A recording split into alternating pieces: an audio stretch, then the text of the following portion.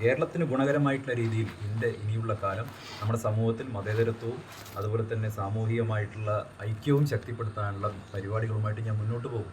അപ്പോൾ അതാണ് തങ്ങളും അതാണ് പറഞ്ഞത്. അതാണ് എല്ലാവരും ചെയ്യേണ്ടത്. ഞാൻ മാത്രം ചെയ്യേണ്ട കാര്യമല്ല, എല്ലാവരും ചെയ്യേണ്ടത്. അതിൻ്റെ ഭാഗമായ ഭരണഘടനയുടെ തീർച്ചയായിട്ടും അത് വളരെ അമൂല്യമായിട്ടുള്ള ഒരു പ്രതി എൻ്റെ കളക്ഷനിൽ ഉണ്ടായിരുന്നത് ഭരണഘടനയുടെ ആദ്യത്തെ കയ്യെഴുത്ത് പ്രതി.